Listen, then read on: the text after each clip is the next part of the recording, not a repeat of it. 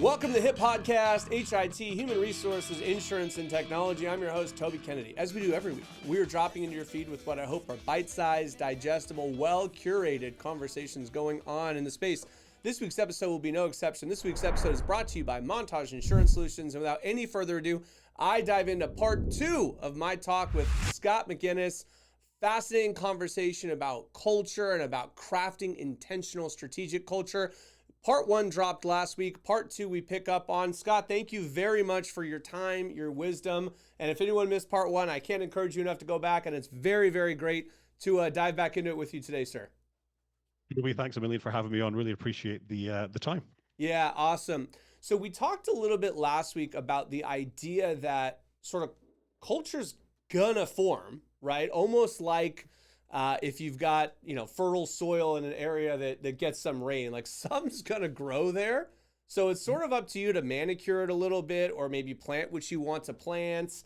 Otherwise, you'll get weeds and dandelions and probably cobwebs and stuff. Some will grow. Yeah. Just maybe not the stuff that you want. I mean, you end up getting weeds there. You end up getting whatever seeded there. You end up getting whatever wants to grow there, growing there. And it might not be the things that you want. And actually, the things that are growing there might be suffocating, as many weeds do, might be suffocating the actual plants that you want to thrive. So beautiful analogy. Great kickoff. Yeah. Thanks very much. And we did tease the idea that you guys have recently published some research and some information on kind of a disconnect that can exist there. And I want to kind of throw it to you, if you don't mind. Let the audience in on some of this really cool work you guys have done. So kind of a really quick 20-second kind of backup. We did a bit of research last year called Mind the Gap, where we went out with one question to CPOs and CEOs and CXOs, and we said to them, what are the top 3 things that are getting in the way of you having the culture that you need to be successful in your organization? There were 5 themes, and one of those was disconnection. And given that, if you look at all the stats, loneliness in the world is growing. People are getting lonelier and lonelier, which is a problem. The way that we work is causing huge disconnection in the workplace. So we said, well, let's double down on that disconnection theme and dive into that a little bit more. So we went back and we had more conversations with more CPOs and more CEOs, and we asked them, what are the top 3 things that are stopping you from having a strong and human connected culture in your organization? They came up with 6 themes. The first one was being busy. Busy.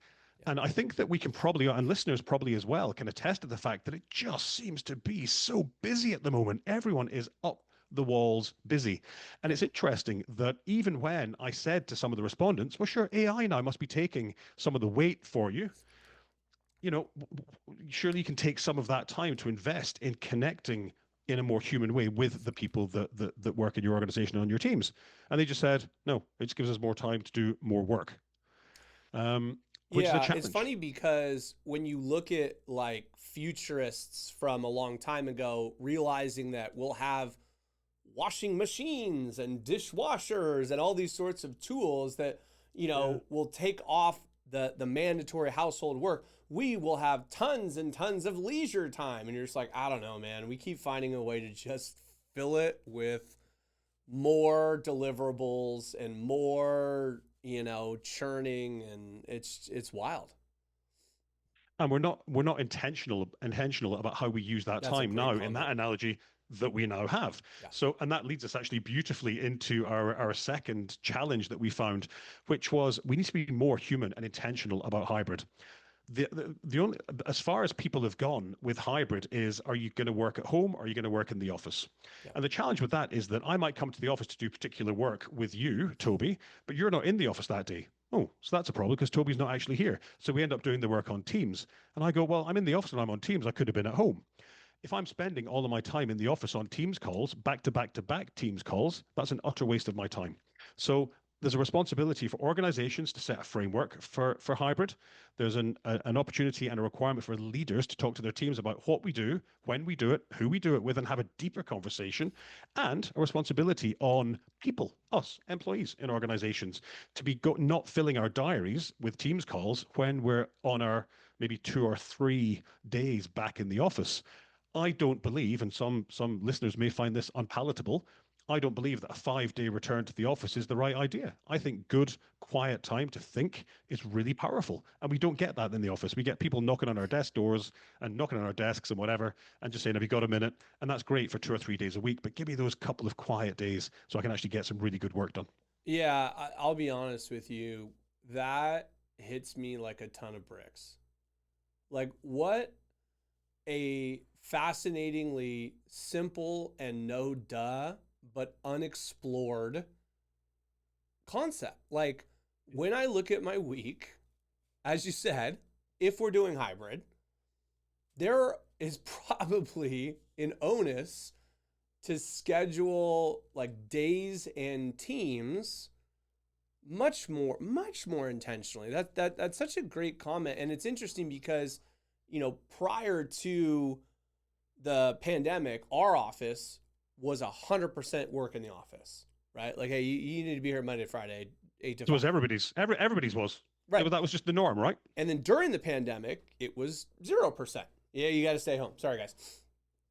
And as you're pointing out, I'm not sure either 0 nor 100 is the right answer. It's probably somewhere in between, but where is it in between, and how intentionally can we craft what happens on which days where is it is the onus of leaders. It absolutely is. Now, we'll pass some of that onus and responsibility onto our teams, but actually, it does sit with us as managers. So I have my team meeting on a Wednesday. That's one of our 2 core days in the office. I'll do my one-to-ones on a Wednesday when we're face-to-face because I enjoy the face-to-face in real person kind of face to face rather than on Teams. And I'll do those things and I'll arrange to meet people in town on the days I'm in the office in town.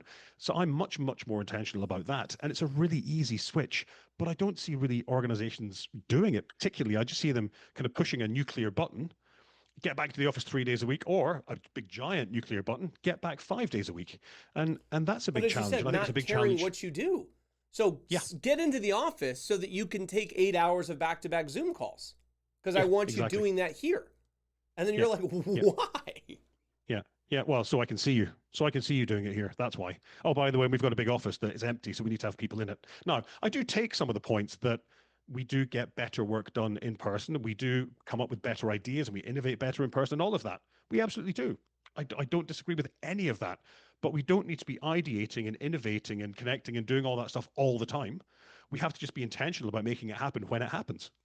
Yeah. Then we get the best of both worlds.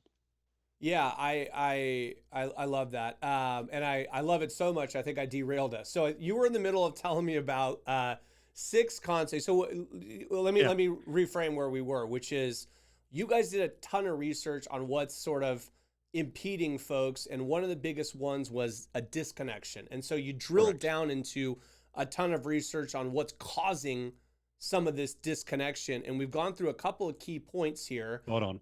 Yeah. And I want to let you keep going because I'm fascinated by the research bearing out what we all kind of know in our heart. As you said, loneliness is on the rise, and this, that, and the third. So this isn't Yeah. gonna shock people, but to sit in No. it and to say, hey, what we all know, we have studied, the data bears it out, and here's a few kind of key points.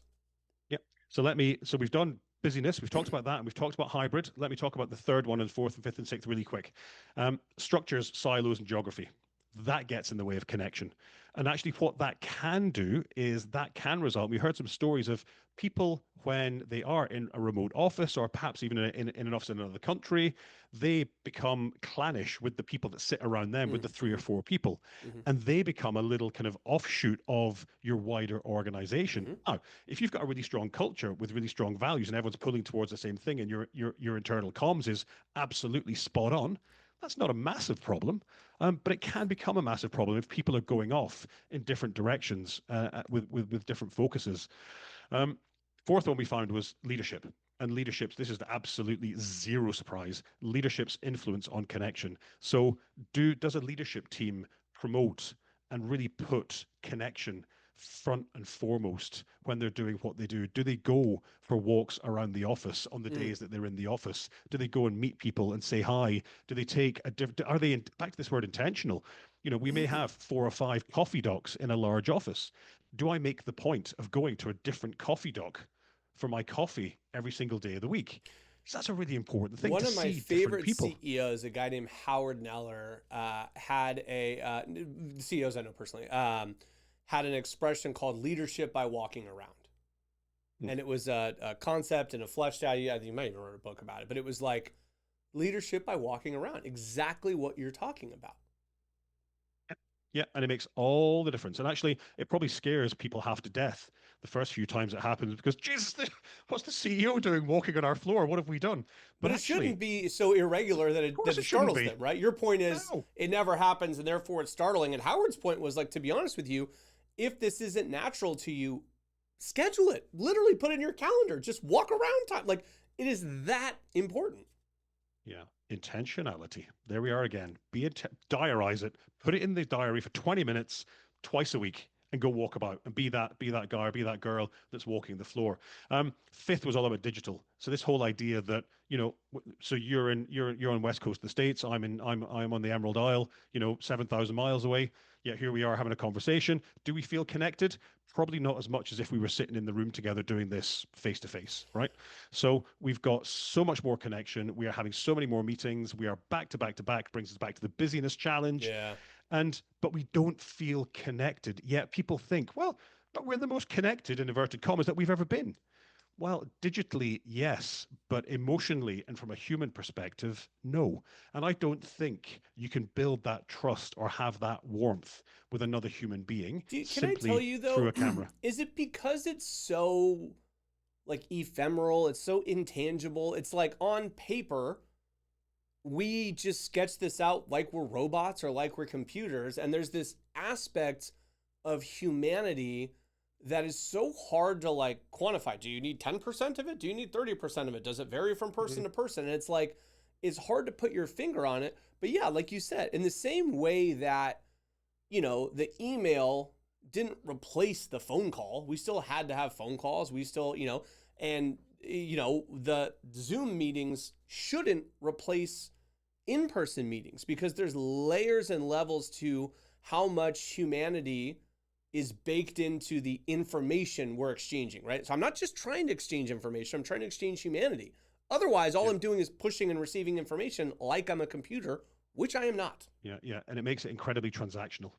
These Oh, dude, conversations yes. are incredibly transactional online because trying to talk over each other is kind of hard. So I have to wait till you finish talking so I can start talking. Jimmy, who's quite quiet, or Sarah, who's really noisy, they're either getting none or all of the airtime. People are trying to jump in, they can't quite jump in. You can't see body language. So all of those things take away from actually the real empathy and the real kind of heart side of communication that I think as human beings we really crave. And Yeah, we're just not getting as much of that as we used to. To answer your question about how much is right, there is no right answer. right. To your point, it depends on the person, depends on the organization, depends on, are you 95,000% extrovert like me, or are you a real introverted person that's happy on their own and in quiet time? So I think that leads into our last challenge, which is the whole idea of different generations. And we Yeah, spoke to somebody who reckons they've got six. This actually happens particularly in the States, where okay. you've got people in the workforce who are still maybe in their 70s or 80s Totally. because they haven't got the pension that they need to sustain Or their they're life. not And you've done. got, Like today's yeah, 85-year-old ain't yeah, yesterday's 85-year-old. They got a ton of yeah, yeah, batteries. yeah, They got juice. They yeah, like what they're yeah. doing. Like, Let's go. heck, yeah, Yeah, yeah. And you've got people joining those organizations who are 16. So you've got all No, of not this. around And here. it's Lazy interesting Bones that Jones, bro. Maybe by the time mom and dad kick them out close to 30. Just kidding. when you think about the idea of connection at that point, where you and I think, would have great crack sitting down at a desk and having a chat Yeah. and going for a beer after work or Yeah. going bowling or go to a match or go whatever. Yeah. Those things aren't the Sit down and things watch that a World people Cup match, coming. mate. Yeah, exactly. Yeah, yeah, yeah. Scotland are in there, unlike my home nation, Ireland. Um, I, people don't want those same things, and there's a real clash there of those older generations. It's really hard, I think, for organizations to work out. Well, the generations coming in generally don't want these things, and I'm generalizing. The older generations generally don't want these things. They want to talk to each other. They want to send messages. Ne'er the twain shall meet. I've no idea what to do. So I'll get an analysis paralysis, and I don't really know what to do next. So that was our sixth challenge. And what we've actually done is we've summarized that in a report. We'll make that available at inspiringchange.ie/HIT. So we built out a little page that will accompany your podcast. So make it easy. No, that's beautiful. To find all the stuff. Yeah, I appreciate that. And I wonder too, just on that last point of generations, and again, generalizing what they want, right? Yeah. Where it's like, hey, the young guys just want to text all the time, and the white hairs want to sit down and chat, right? I wonder though if some of that is like learned behavior, and that we need to pull them along to show them the value. Because we talked a little bit about the transactional utility of how quick and easy texting and all that stuff is. But there is an aspect of it that I think if you don't experience, you don't realize you're missing out. And maybe the loneliness creeps in, like my surfing analogy in the last episode, and you don't realize it, and maybe you don't even realize the cause of it. Yeah, absolutely not. And, I think there's probably a bit in there of suck it and see. So let's just try something and see, does it work? Let's try something that us old codgers do with all the young folk and see, does that work? And let's us all go on Snapchat and see how that works out.